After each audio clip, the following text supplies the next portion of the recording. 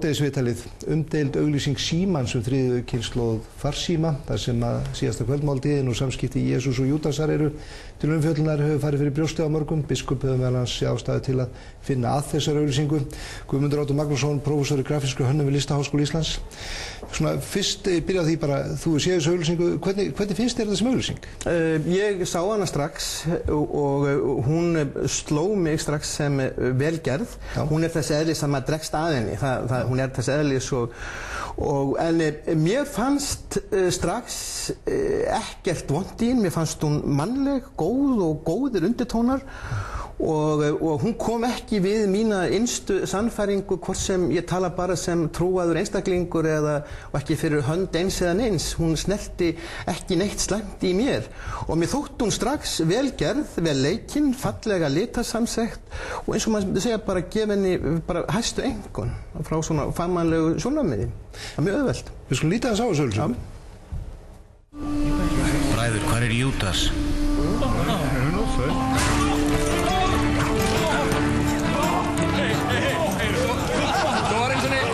Svo var einu sinni farisei, tollheimtur maður og portkona frá Babylóníu á leiðinni til Mesópótamíu.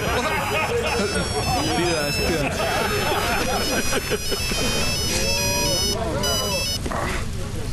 Blessaðu, meistari. Sæll Júdas. Við erum hér. Hvar ert þú? Ég er bara aðeins inn í bæ, sko. Er búið að segja að gjöra svo vel? Við erum að byrja. Já, ég fer alveg... Já, inni.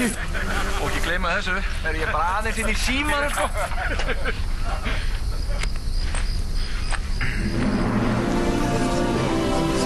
Sím. Já, svona lítur þessi gripur út.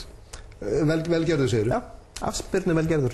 Sannfærandi og gerður alveg í svona klassískum anda. Þú ert nánast að ganga inn í Renaissance málverk. Enda þessi tegund að Kristi í mínum huga sú tegund sem við urðum fyrst vitni á Renaissance tímanum, endurreisninni. Og menn hafi einmitt notað þessa kvöldmáltíð, hún er nú ekki óþekkt úr myndlistinni. Heldur betur og Andy Warhol gerði til dæmis alla sína síðustu seríu og margir hafa notað þetta, afspyrnu margir og það er ekkert óeðlilegt við það að menn vitni í dæmisögur og tákmyndasögur í auglýsingum og myndlist og eiginlega hverju sem því að það er nú einu sinni svo sko að bæði góðar kvikmyndir, góðar auglýsingar eru undantekningar lítið að ná til samviskuðinnar og undir meðvitundar og við erum fljót að fara í sögur sem eru tákmálssögur og líkingamálssögur og kirkjan á alls ekki neitt einkarétt á þessu og manni finnst stundum svolítið svona sérkennilegt að heyra þessar raddir koma frá þeim að þetta sé smekkleysa því að ég veit svo sem vel sko að það þýðir ekkert að rífast smekk og það er sjálfsagt fyrir fólk að hafa sinn smekk en ég get sagt fyrir mig sjálfan að það er ekki allt smekklegt í húsum kirkjunar fyrir minn smekk, skilurðu og ég hef þann rétt að hafa það eins og þeir á hverju sem er á þessu og hins vegar sko þegar þeir segja svo er ekkert heilagt þá segi ég nú, býðu nú aðeins við sko hverjir tala úr hvaða glerhúsi er talað því að myndin til dæmis af Jesú Kristi eða myndræn framsetning á Jesú Kristi er svolítið skemmtilegt að skoða og hún elstu myndirnar sem við eigum koma frá líklega katakombunum í Róm á svona 7. og 8. öld þar er Kristur skegglaus og margt bendir til þess að fyrstu myndbirtingar af Kristi séu gríski guðinn Apollon menn hafa bent á það að það er íhugunarvert að það sem kristnin verður til þar eru í ríki sem sagt bæði íslam og gyðinga þar myndbirta menn ekki myndir af guðum sínum sem mönnum eða fígúrum og segja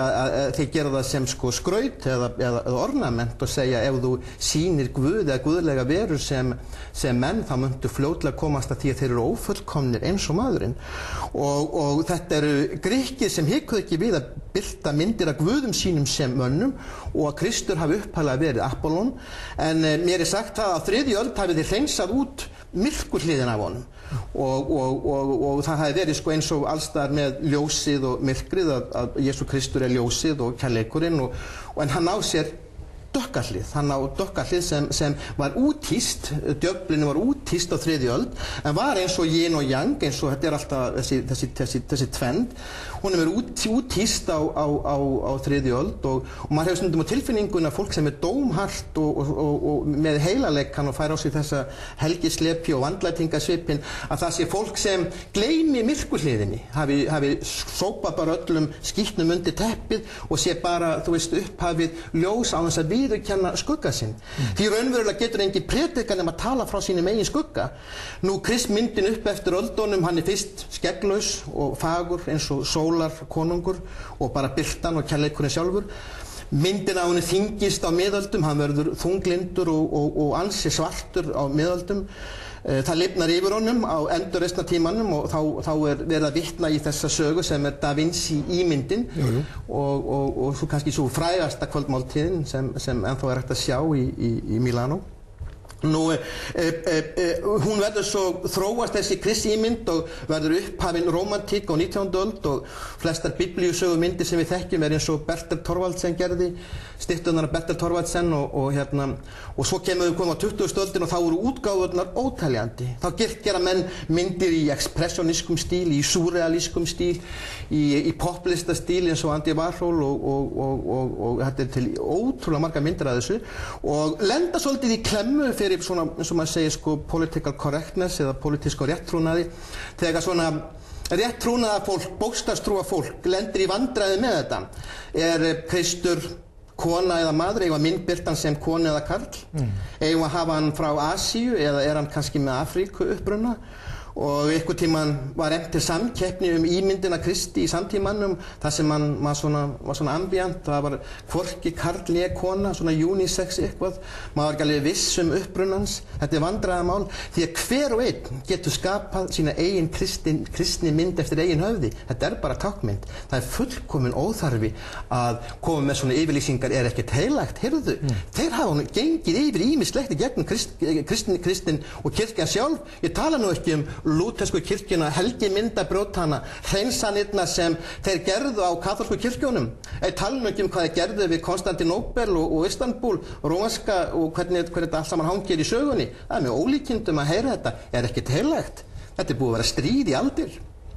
Sérðu eitthvað þó að kannski viðbröðin séu ólíkt og hóstilltari hér, sérðu eitthvað samlíkingum með þessum viðbröðum og síðan viðbröðum í hennum íslamska heimi við Jótlands posttekningunum? Það bara alveg útilokað svo síðan því að bara ef mann horfa á þessa auglýsingu, hún ekkert nema góðmennska, humanismi, falleg, fyndin og þetta svo augljóst og maður dettur í hug að þeir sem kannski fyrtast við hérna eru kannski með eitthvað Júdasa tilhneigingar sjálfir.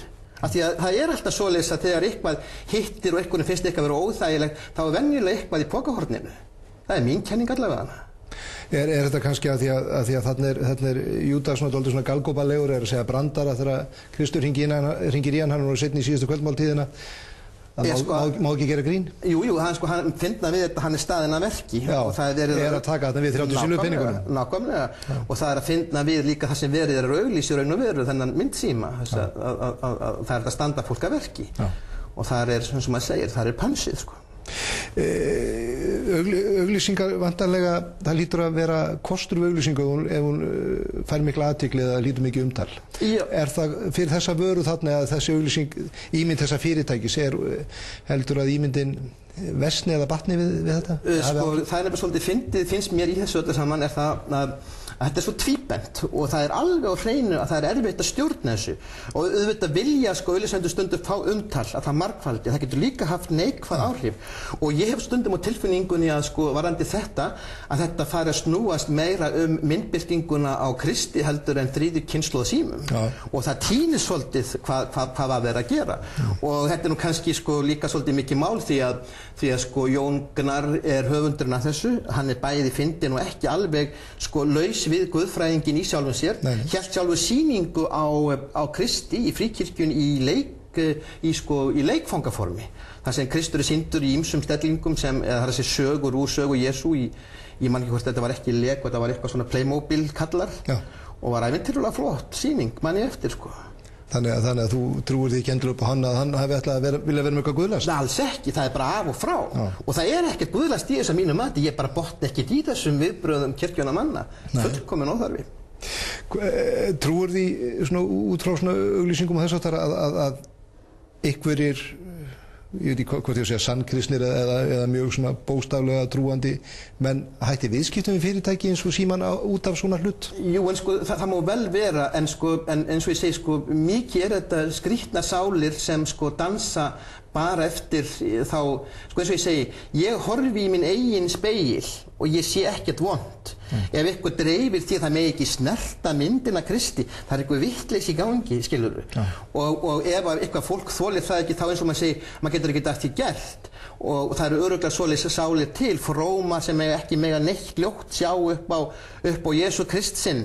Og það fólk má svo sjálfsögðu eiga þá mynd í friði ef það vill ekki versla við Símann út af þessu. Ég trúi því ekki það séu það margir, sko. Ég er voða bágt með að trúa því, sko. Í grafískri hönnun og í því sem verið að kenna í Listaháskólanum til dæmis í grafískri hönnun og auglýsingagerð og öðru fjalla sérstaklega annars vegar kannski táknmyndir ýmiss konar hvað hluti geta táknað og síðan kannski trúaleg málefni, hvernig á eða má eða heppilegt að nálgast trúaleg þemu? Sko þetta nú þannig að sko það aldrei hægt að segja ekki neitt. Nei.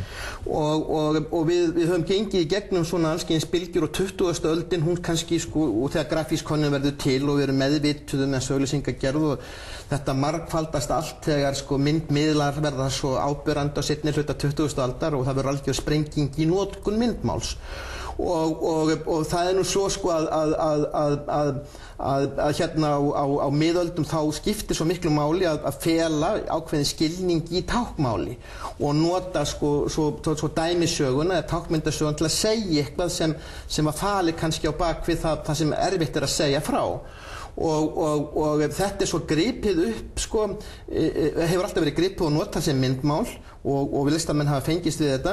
Síðan gerist það að svo kallað svona Bauhaus-hreyfing og modernismi og þið þekkið þessa ferköntuðu auglýsingar þar sem voru meiri sér upphaflega samt sem á trúalegt fyrirbæri, þar að segja upphafsmennirnir að þessu Mondrian, Malevich og Kandinsky voru kafi í guðspeki þegar þeir sjá þetta sem sko tómið, þar að segja hreinsa fletina, sjá þetta sem guðlega upplifun og hreinsa út alla frásögu, alla fígúrasjón. Nú síðan þegar sko menn eins og Marcel Duchamp fara að nota Mónu Lísu og teikna á hana skegg og það eru ótrúlega margar endurmyndir til af þeirri athöfn að teikna skegg á konur upp eftir sko allir öldinni, það eru til sko tugir af útgáfum af þessu. Nú þá fara menn að sjá líka með poplistinni þegar Andy Warhol fer að nota Marilyn Monroe eða vörumerki eins og Brillo eða Campbellsúpurnar þetta, að þá fara að taka upp íkonu aftur því að mikið af samtíma list þessa tíma reyndi svo mikið að horfa ekki á þetta. En svo sko þetta að því að íkonið nær svo fljótt undir meðvitund fólks. Það sjá allir og það lesa allir táknið á splitt sekundu. Og þetta hefur svo mikil áhrif á undir meðvitundina og það það sem þetta snýst allt saman Auglýsingar og góð kunst snýst yfirleitt ekki hún getur verið að díkóða, afkóða og segja eitthvað innri sannleika, en hún snýst ekki að vera í upplýsingaupptalningu. Skilur hún að muna á, eins og við segjum stundum, fólk sem veit allt nema eitt að það skilur ekki neitt. Og þessi munur á, sem við segjum stundum, hafa verið að búa til þekkingaþorp alls staðar, við erum að reyna að búa til skilningsþorp í Listaháskólanum, ekki endilega þekkingaþorp, heldur skilningsþorp. Og við förum í gegnum þetta hvernig svona tungumál sálarinnar á sér sögu og við hreinlega kennum þetta ná þarna inn á þetta svæði. Guðmundur Óttar Magnússon, takk fyrir þetta fróðlega spjall og þar með ljúkum við hátíðsviðtalinu. Verið sæl.